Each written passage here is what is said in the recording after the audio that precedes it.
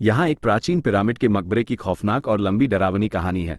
श्रापित पिरामिड अल काबिज का रहस्य मिस्र के तपते रेगिस्तान के बीचों बीच, जहाँ आम पर्यटकों की पहुंच खत्म होती है, वहाँ रेत के टीलों के नीचे दबा है एक ऐसा पिरामिड जिसे स्थानीय लोग मकबरा ए इबलीस कहते हैं। इतिहास की किताबों में इसका कोई जिक्र नहीं है, क्योंकि जो भी इसकी खोज में गया वो कभी वापस नहीं आया।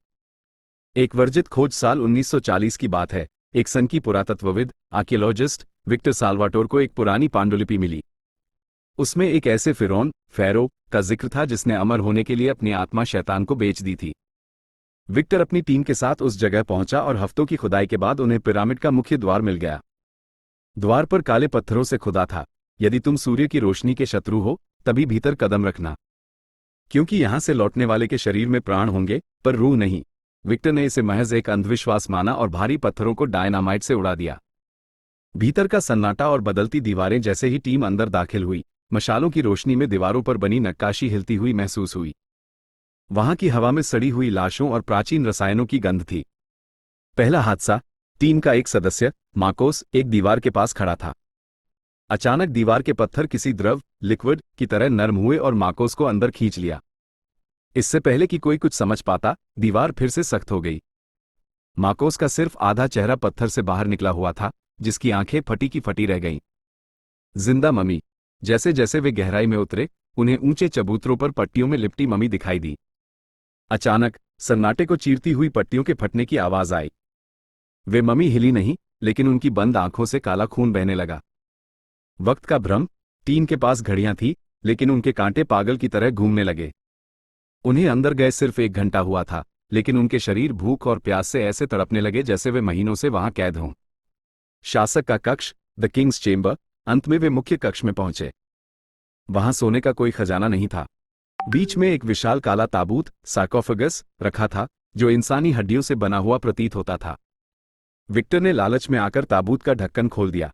ढक्कन हटते ही पूरे पिरामिड में एक ऐसी चीख गूंजी जो इंसानी नहीं थी। ताबूत के अंदर कोई शरीर नहीं था, बल्कि एक काली परछाई थी जिसकी आंखें धधकते अंगारों जैसी थीं। वह अल काबिज था, वो फिरौन जो कभी मरा ही नहीं था। वह एक ऐसा साया बन चुका था जो दूसरों के शरीर को अपना घर बनाता था।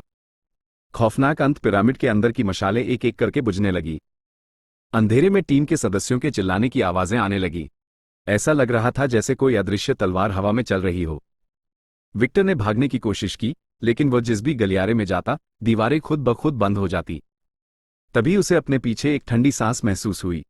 उसने पलटकर देखा तो उसके सामने उसकी टीम के वही सदस्य खड़े थे जो मर चुके थे। उनकी आंखें सफेद हो चुकी थीं और वे बिना हिले एक ही सुर में बोल रहे थे, हमें नई खाल मिल गई।